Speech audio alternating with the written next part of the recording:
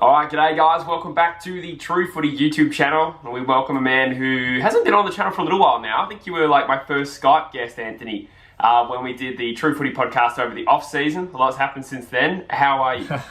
I'm good, mate. It's good to be back. It's been a long time since that first ep of the potty, so I'm glad you finally wanted me back. So it's good to be back.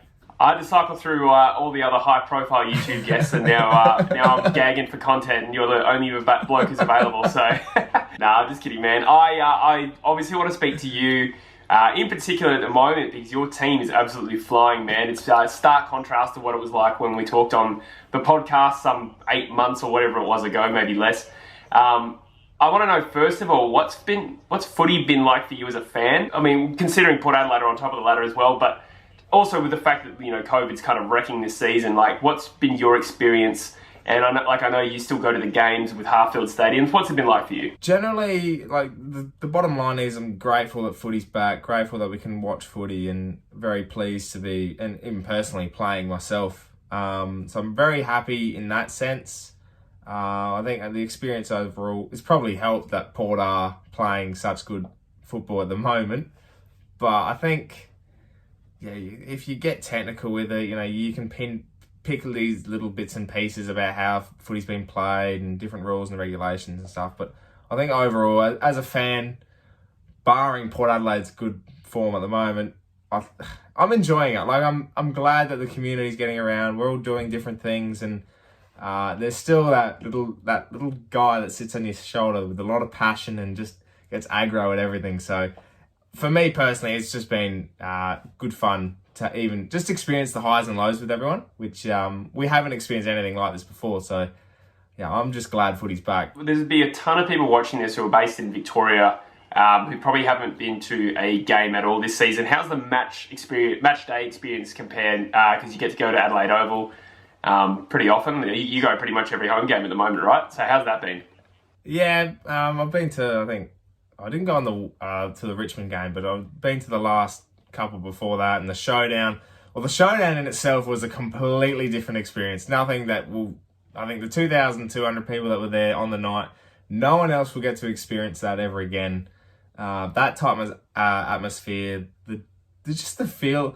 I'll describe it in a way of when it was quiet, dead quiet. Like, you could hear the ball hitting the hand for a handball. Like, that's how quiet it was. But 2,000 people, when they were screaming, loud as anything. So, going to the game it's a little bit different in the sense of that, there's these regulations and you have to abide by the rules. But once you're there, once you're watching the game, it doesn't feel any different to any normal game you go to. So, once you get that aspect out of your head and you're actually watching the footy, you get aggravated, you get rowdy at the umpires, you get up and about when there's a goal or, a bad call or something like that. So it's been different, but at the same time, it's also just nice to be back going to the footy. And I'm sure, over in Perth, you get to do it as well now. And people in Queensland have been lucky enough to almost go every week, just about, to see all different teams. So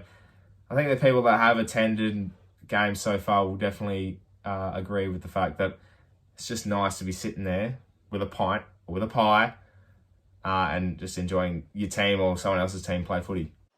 Yeah, that's cool, man. And I'm sure a lot of people who listen to that will be pretty jealous of the fact that you get to go as well. But on top of that, man, we touched on it. Your team is top of the ladder, 9-2. Just beat Richmond, 143%. Couldn't really be going too much better.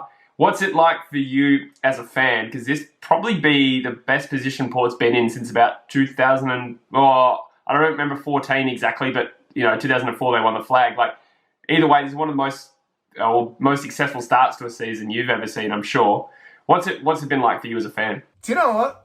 It's funny. Like, every single week we're top of the ladder. We're beating teams we should, and then we come out and on the weekend we beat Richmond unexpectedly as well as we could have.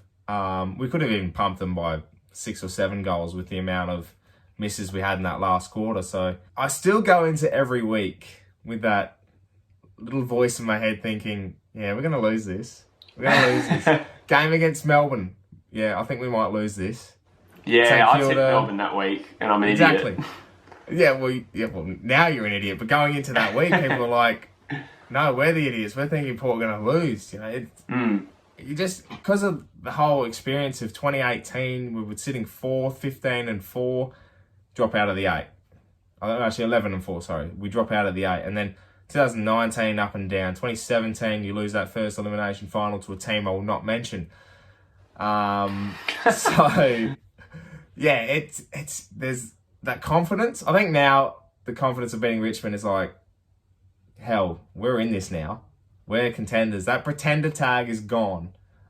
We needed to do that against the team. And against Richmond, the reigning premiers. There's no other team you can do it. So now I'm like, yeah, why not? I'm confident every single week. That's cool, man. I was going to ask you if the lid was off yet, because I've been sort of like, in my tips videos, I've kind of been like, Port, they've pretty much passed every test, but I haven't seen them really kill a contender yet. So I feel like you got West Coast at a good time. We were playing horrible. And then Brisbane beat you, but then again, Brisbane's a good team. So I didn't really know what to think of that. Now, after this Richmond game, I think I'm thinking along the lines of you. I'm like, Port actually genuinely are one of the best sides in the competition. Statistically, the best defense, and I think the second best offense.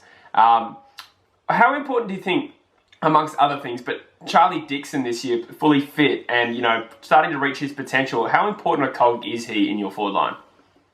He is not only the most important forward line player in our list, in our side, he's the most important player in our club. By far. More important than Boak. More important than Boak. That's huge for More you. important than Boak. More important than Robbie Gray. More important than the captain, Tom Jonas. He's the most influential person on our list. If he's not playing on the weekend, we lose. If he's not playing against the D's even, we're going into that game with less confidence than we should. He just has this impact on players. You can see when even he misses easy goals. You can cop that because he kicks goals like he did from the pocket. That thing bent like nothing else I've seen. True. And you just see, the way he gets around the young kids, the way he's such a great club man. He's the most angry person you'll ever meet, but he just has that essence of determination, and he hits the contest as hard as anyone. I can't remember who. I think it was Jason Dunstall said it in the commentary. He just summed it up perfectly. He said, no matter what happens to Charlie Dixon in a contest, it's either his or a 50-50. He doesn't lose. When you have someone like that up forward, it kind of reminds me of, like a Matthew Richardson or a Warren Treadray even. Just his presence alone is just so influential. So he's definitely the reason why we're playing as good as we are. Definitely why we're up on top of the ladder. And definitely, I think, he's all-Australian centre forward at the moment. I'm not even being biased. I think him and Kennedy are the two key forwards in the side. So they're the most influential players up forward for their teams. And yeah, Charlie's... I love Charlie. Big Dicks, King Charles. You can call him whatever. He's just he's great. He's a scary, big, imposing man as well. I was just reading an article before this as well that suggested even just structurally having Dixon in the side allows Robbie Gray maybe to not play as that deep forward, so he pushes back, and then that allows Boak and Wines to really play in position a lot better. So, yeah, on top of playing well, structurally, there seems to be a lot of advantage to that as well. But aside from Charlie, because it can't just be a one-man show entirely, what else, as a Port man who has closer insight than anyone else that doesn't support Port, what do you put the improvement down to this year, if you had to summarise it? I think there's a couple of things. Development of our youngsters, the way they've come into the club as mature as they have been. You look at the improvement of Zach Butters over 6 months, the end of last year to the beginning of this year, huge. Connor Rosie's been consistent without having an influential game. Dersma's been consistent. You got the likes of Boyd Woodcock coming through. Pete Laddams. Pistol Pete's been awesome since coming back. Georgiadis has been fantastic in glimpses. And then it's just been the development of Houston, Pau Pepper, the likes of Burton when he's in the side. Sam Mays, who was nowhere, comes into the side earlier this season, plays really good football. Trent McKenzie is probably one of our most important defenders right now, after looking like he wouldn't even be on the list at the end of last year. And yeah, it's just the development of those types of players, that middle to bottom tier that just keep it consistent. Carl Amon's another, Kane Farrell. I could list as many as half a dozen that have just continually improved their game, but also resilience. I think as a group, you look at the game against Richmond, look at the game against Carlton. We lose those games before this year. We just couldn't get the job done with playing good football, but we just wouldn't beat those types of teams. And now we come out, you win the game against Carlton where probably you shouldn't have. You beat Richmond, who, even though they had a couple out, they're a premiership team, and come out and beat them convincingly. And that Bulldogs game as well, where they really challenged you and you limped over the line, but it was a really, really good win. That was probably the biggest thing as well, is the Bulldogs game, coming off a 4-day break. We didn't look anywhere near as good for 3 quarters, and it took 1 quarter of football to beat the Bulldogs. So it's just that different dynamic mindset. To sum it up really in one word, is how I think important we've grown over the course of even 6 months. It's always been there, but I think we've just found a way to keep it there. Yeah, for sure. You touched on the youth as well.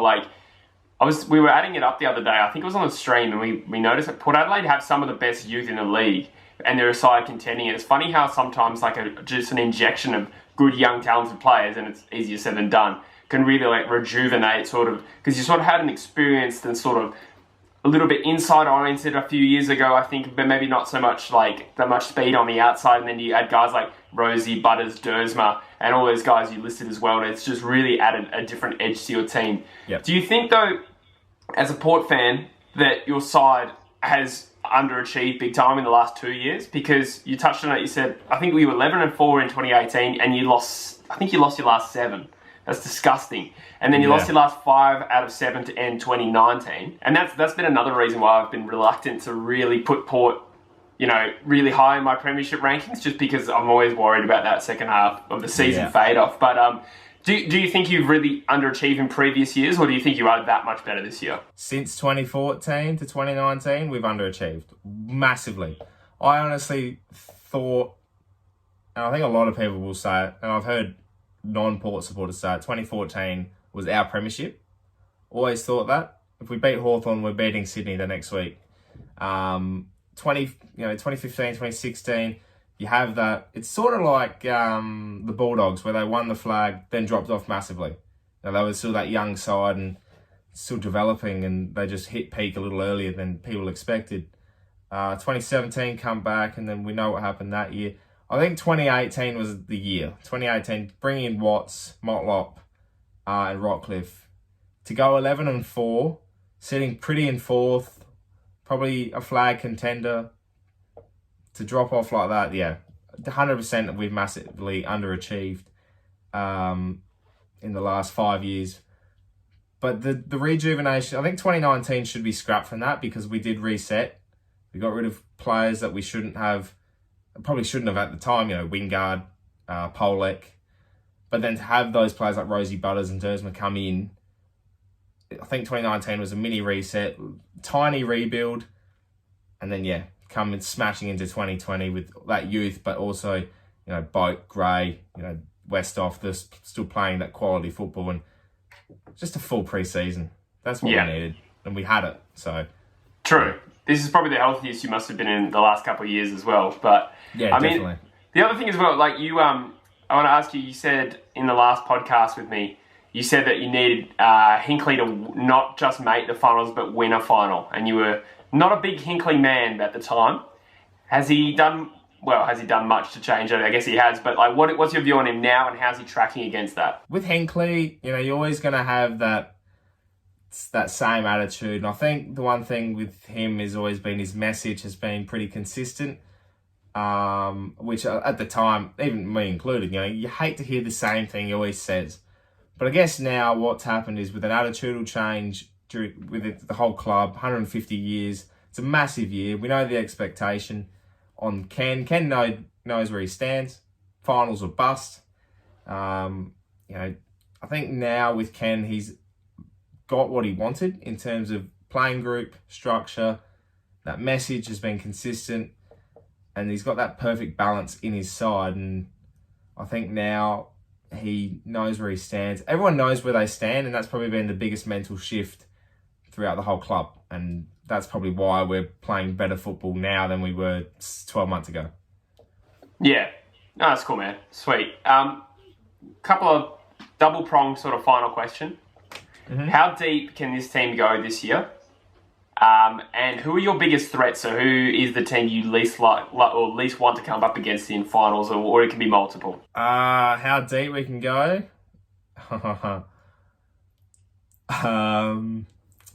After the weekend, all the way.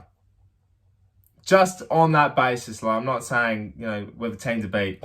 I'm pretty that type of person that will accept the fact that, yeah, we've beaten Richmond, but I want to see something else. But I think with now how this year's gone and how teams drop off and they drop games they shouldn't and all that, and we've been that pretty consistent side, I reckon we can go all the way. The teams Richmond are still the team, one of the teams to beat.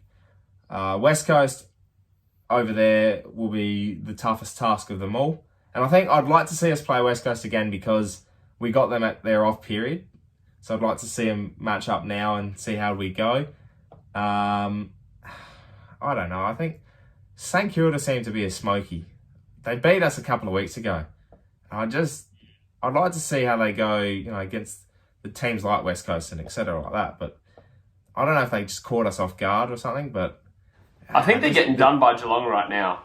It's 3/4 time. Yeah, so they're getting pumped. At least when I last looked at the score. So who knows? Maybe they did kick 13-1 on you or something ridiculous like that.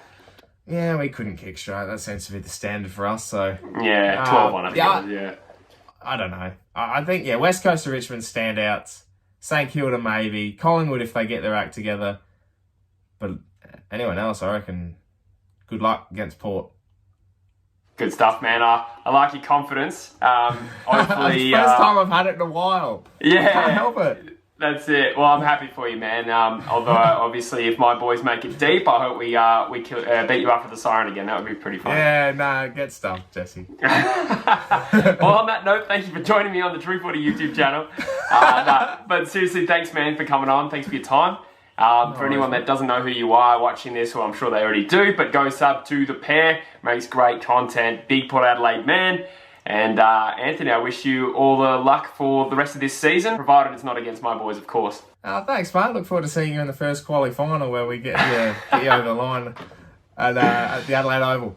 Yeah, well, you have pumped us the last 2 times you've played the Eagles, so I'm actually not looking forward to a Port matchup, but we'll see what happens, mate. Well, they haven't been at the Adelaide Oval, that's why. True. That's it. Cool, man. Thanks for your time. I'll catch you later. No worries, guys. Thank you very much.